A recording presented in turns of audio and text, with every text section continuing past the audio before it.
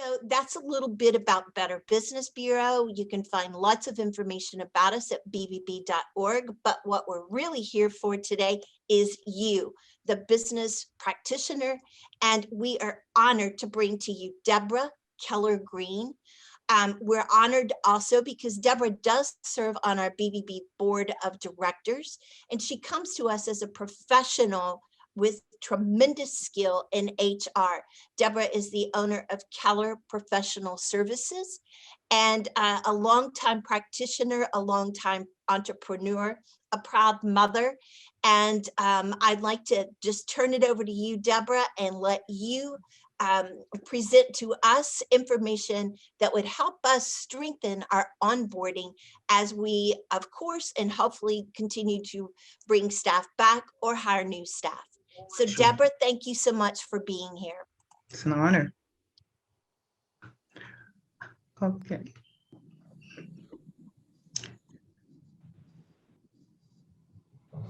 Angie's already done a great job of introducing me. This morning, we are looking at onboarding talent and strategies to improve employee outcomes. Next slide. So as business owners, we all know that we have a focus on improving employee outcomes.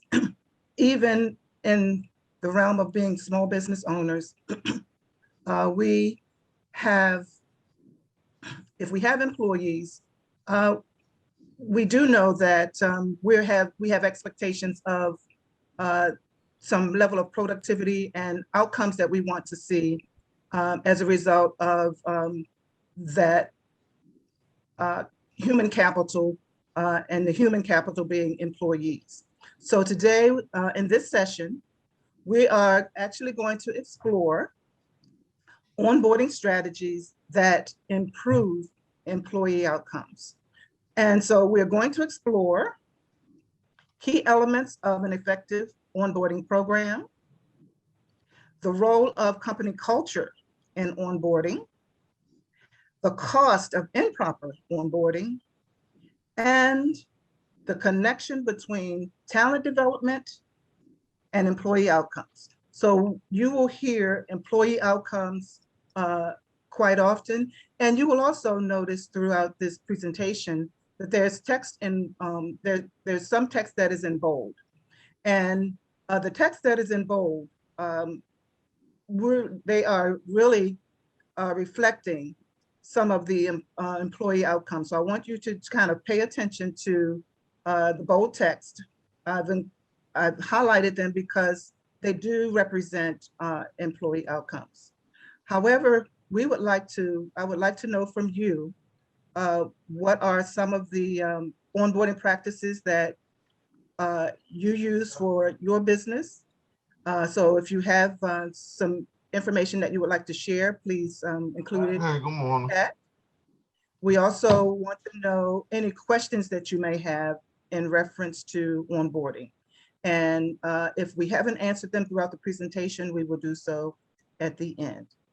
So without further ado, next slide, please. So the best place to start is to talk about exactly what is onboarding. New employee onboarding is the process of integrating new employees with your company and its culture, as well as getting a new hire the tools and information needed to become a productive member of the team. So our first highlight is, as an outcome, we all want to have our employees become a productive member of our team. So keep that in mind as an outcome. Next slide, please. Finding the best candidates for your position, for positions in your company is only part of building an effective team. The process of onboarding new employees can be one of the most critical factors in ensuring recently hired talent will be productive, contented workers. Next slide. All right, here is where I want to just introduce the idea of developing an onboarding program. As business owners, we go about our business in conducting, providing services and products and services that meet our clients' needs. And we may not even consider the fact that we need an onboarding program. And so I thought it important to share that as a small business, with, because we wear so many hats, it is important to recognize that programs vary depending upon your size and the culture of your business. But there should be a program in place, because one of the outcomes that you are currently always looking at is how to enhance productivity. And so this is an important component of the outcomes that you're looking for. So think of onboarding as bringing someone into your company to help you succeed and grow. And that's why you hire people, because we know that as business owners, we can't do it all. We may start out as sole proprietors, or we may start out as the sole employee of our business. But as we grow and as we seek to fulfill the mission of our organization, we need employees, or we need interns, whether it's employees, interns, we need help.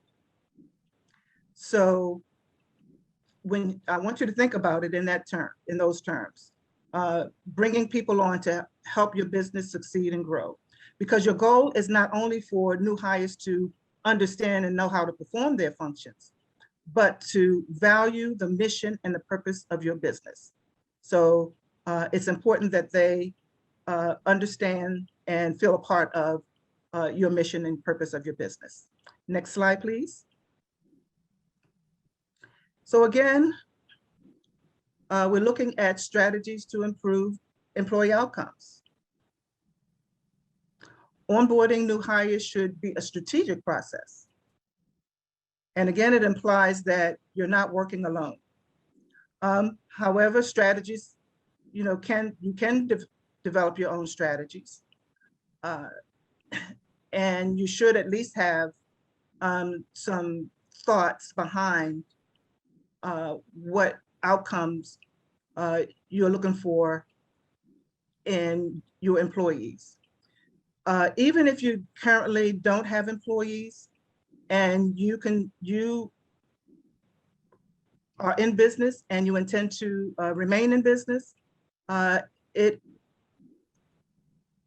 this we hope will become, as Angie said, a tool that you can refer back to when you are ready to bring on new employees, either for the first time or additional employees. So when that time comes, or as you bring people back to work, you want to think about how you handle your first few days and months of that employee's experience, because that is going to be a very crucial aspect. So how you handle the first few days and months of a new employee's experience is crucial to ensuring high retention. Onboarding is often confused with orientation. We all are familiar with the paperwork involved in bringing on someone, that offer letter, that application, all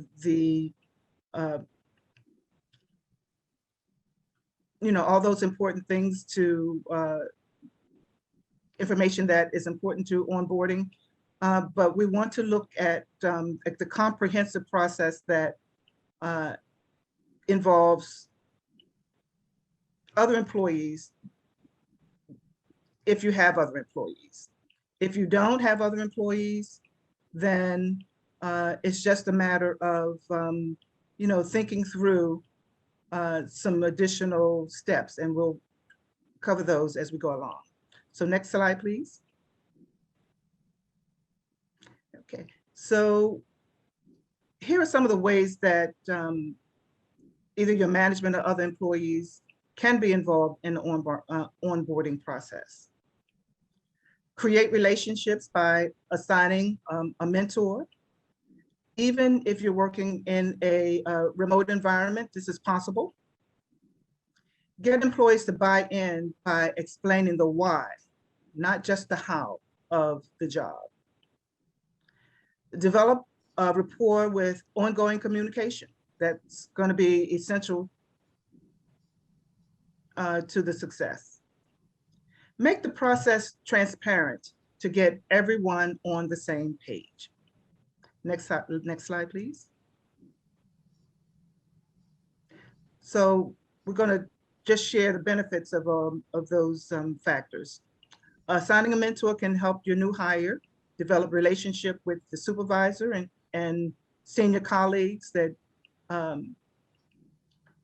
gives them a place to go to ask questions that they may be embarrassed to ask otherwise. A mentor can facilitate relationships with other colleagues and give them the new hire an in with the new team. Explaining the why to new employees helps them to gain a better understanding of how your business culture works. And it helps them to buy in or engage with the company's way of doing things. Employees who are engaged perform better in their jobs and stay in them longer than those with low levels of engagement. So engagement is very important. Next slide, please. Develop a rapport with ongoing communication. One of the ways that you could do this is to identify questions of previous new hires and then kind of incorporate them into your onboarding process or your orientation process by preemptively answering these questions in writing or face-to-face. It helps to structure your onboarding process. So you don't have to reinvent the wheel. This helps the new employees feel more comfortable in the new environment. And it also sets the structure to your onboarding process. Scheduling meetings during the first 90 days will allow communications of routine information and concerns, and also helps the supervisors to develop that rapport for new hires. So that engagement, again, and rapport building is essential. Next slide, please. When onboarding is structured and follows a set process, new employees will quickly begin to see where they fit in the company, and they will develop a sense of purpose for their position. Now, this is an outcome that you want to look for in onboarding. You don't want, when you bring on someone new, you want them to begin to contribute to the organization quickly. When employees understand what they are expected to do, they will quickly begin to contribute in valuable ways to your business. And that's why we hire people, because we need others to help contribute to the value of our business, and we need people to get the job done. So again, even if you are as a small business, just think of adding some structure to your process and being more intentional in how you onboard your new hires.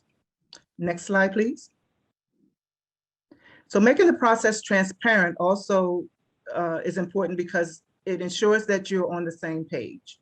You know, you want to share information in meetings, but also if you're hiring someone and they have certain expectations of being promoted, you know, be transparent about where your organization is in that process, so that everyone that you're starting off on the right point of thought in terms of you know, the future of your organization and the interest in that person being part of that future growth, even if that opportunity is not present here and now. So next slide, please. Here is where we want to share some tips on successful onboarding. So I'm going to just, slow pace look at successful onboarding. The benefit is that it creates a successful employee experience and an atmosphere that encourages communication, innovation, and problem solving.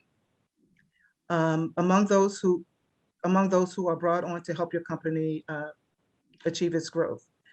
So again, it creates successful employee experience and an atmosphere that will help your company achieve its growth and success. Important outcome. It helps employees understand the business culture and contribute towards your organizational goals. It influences the process of integrating newcomers to your company. And it provides long-term professional development that inspires individual and company growth. So why is individual growth important? I want you to think about that. We know that as business owners, we seek growth within our companies. But I want you to think about why it's important that new hires experience professional growth as well. Next slide, please.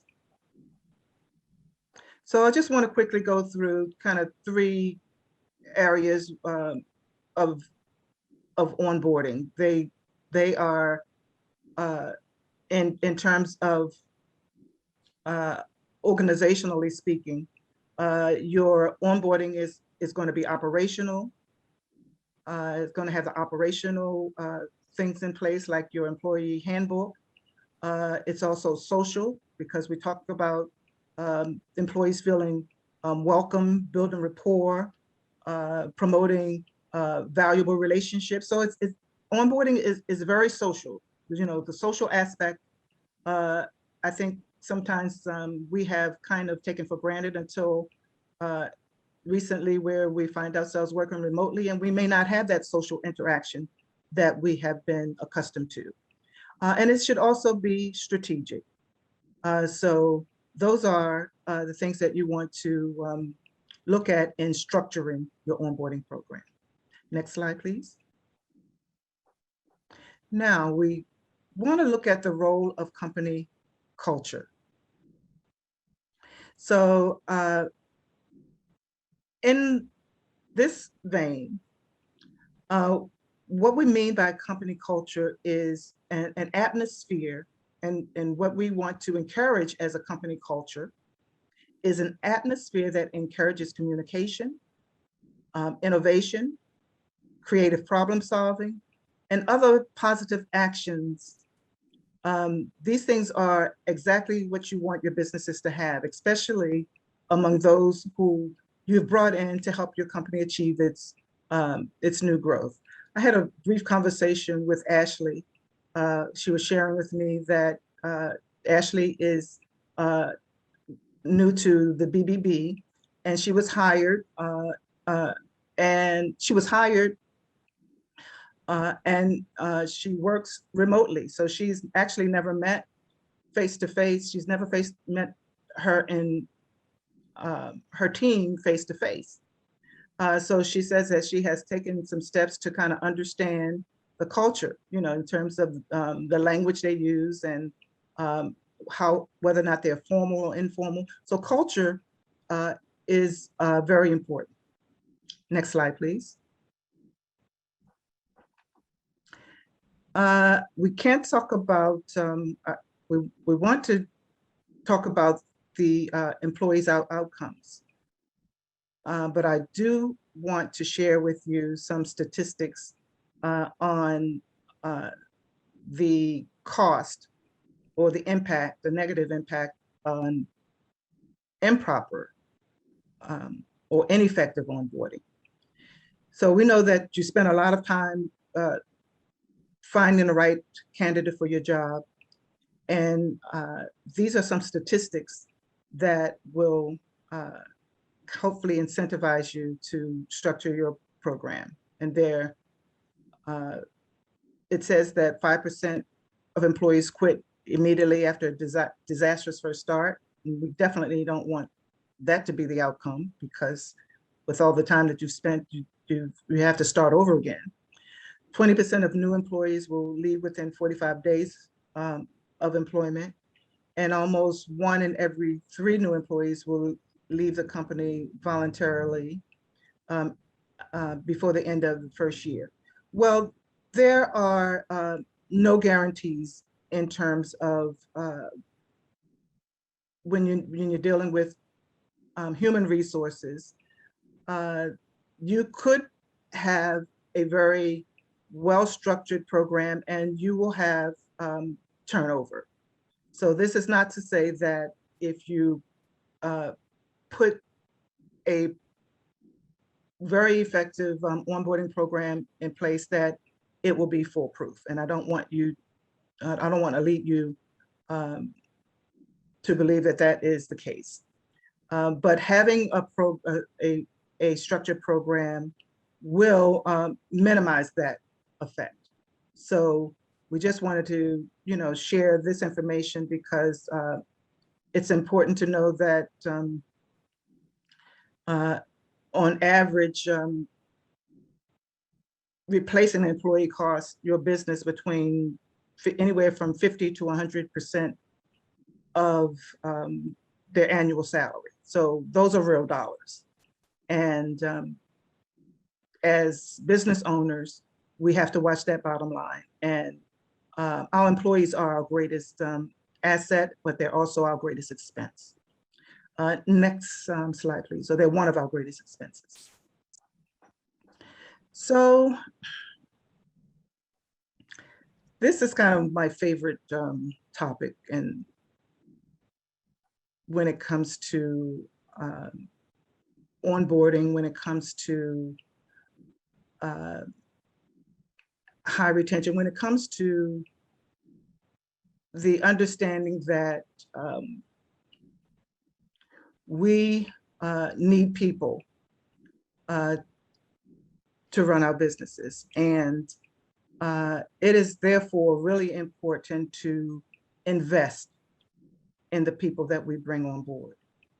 Whether it is, again, a paid staff or a volunteer or or interns. A lot of us are considering bringing on interns that can assist us. And we think, one of the reasons that we bring on interns is because it does not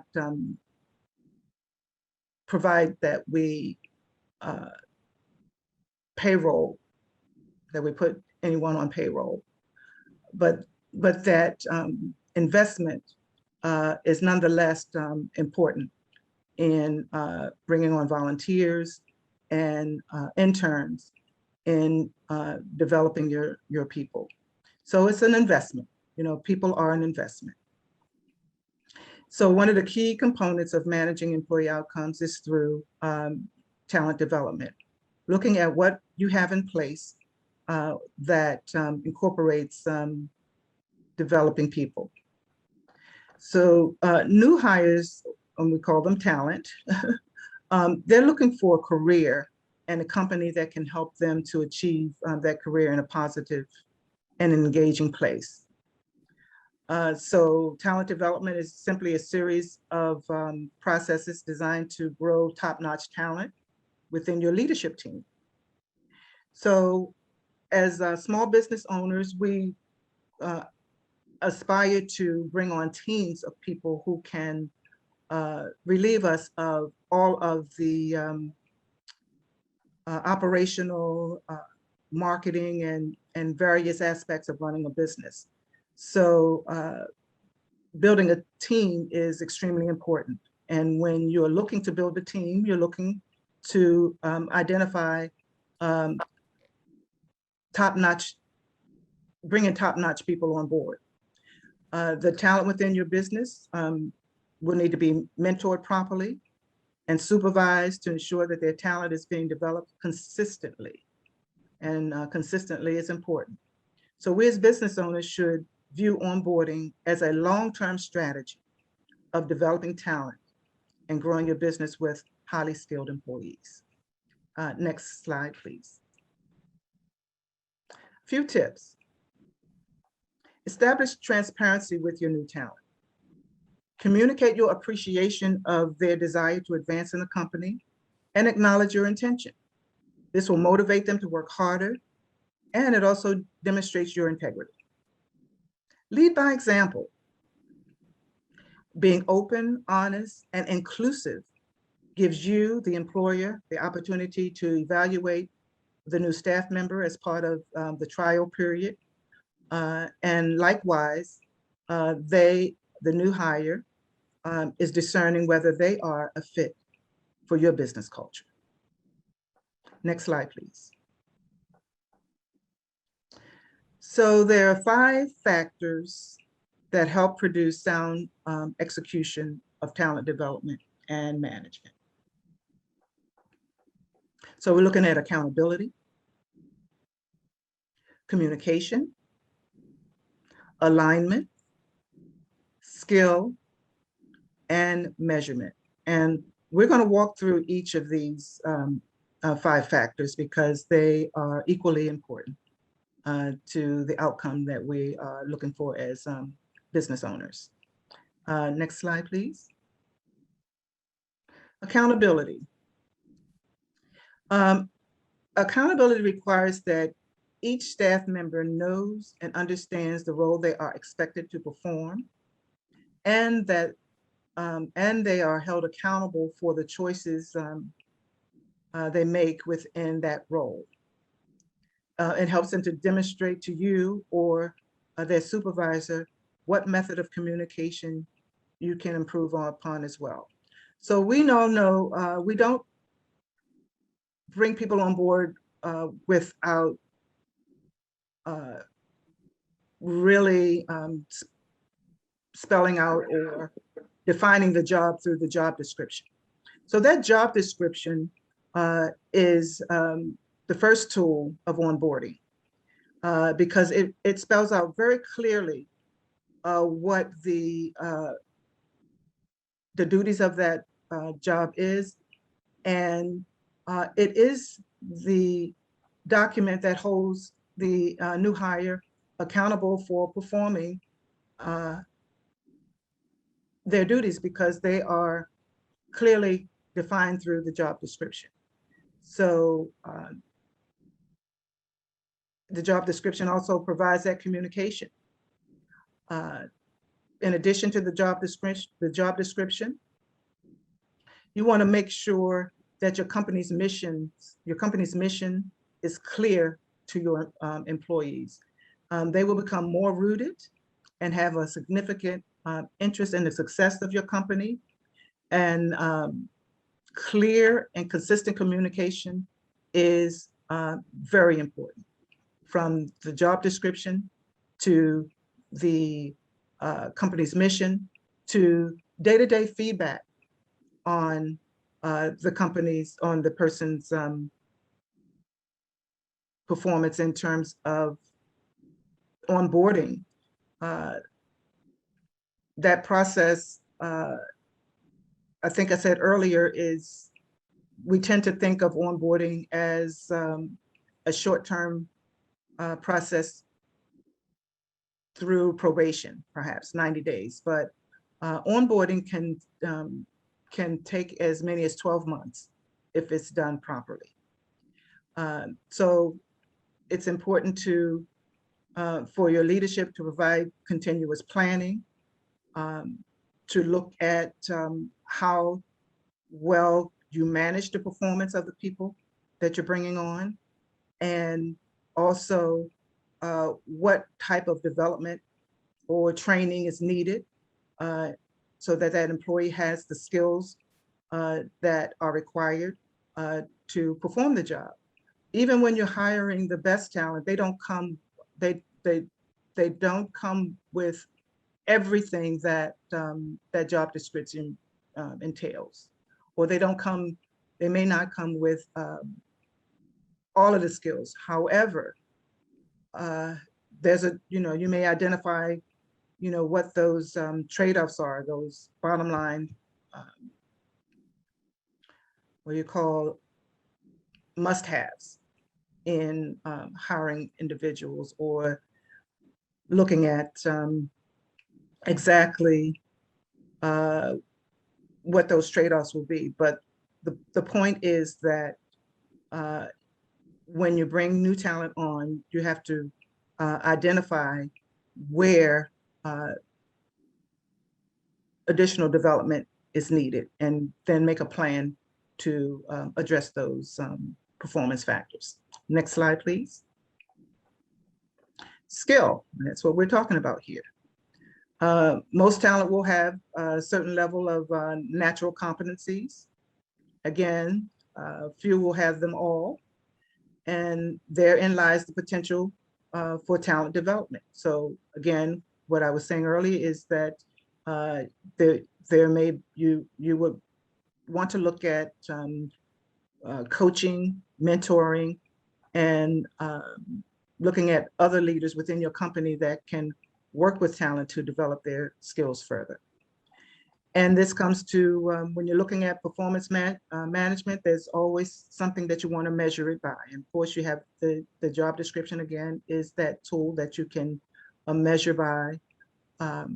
It's important to develop measurement techniques and tools for tracking performance, combined with assessment tools that could be more, formal, and may promote evaluation and overall potential growth of the talent within your company. So basically, again, I'm going to go back to say that as a business owner, if you're as a small business owner, and I believe my audience are mostly small businesses, we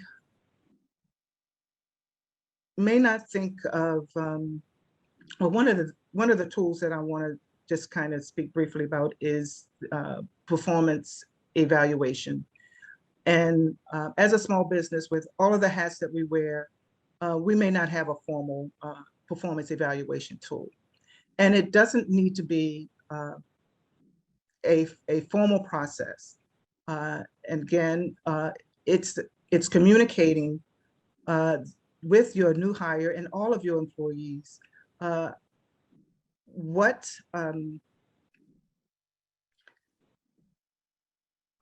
performance factors they may not be meeting, and perhaps not waiting until the end of the year where one is looking at increase in your salaries to determine, to communicate what an employee is not doing well. This should be, this kind of feedback should be ongoing. And it's just important that we look at how we measure performance, and it doesn't have to be through a formal appraisal, but it should be consistent communication and feedback, even if it's going out, taking your employees to lunch and having some informal conversations, or having an open door policy, and just incorporating what makes sense for your company within the culture, but being more intentional. Thank you. Next slide. So this is where I want to kind of pause, and I see that there are a couple of questions in the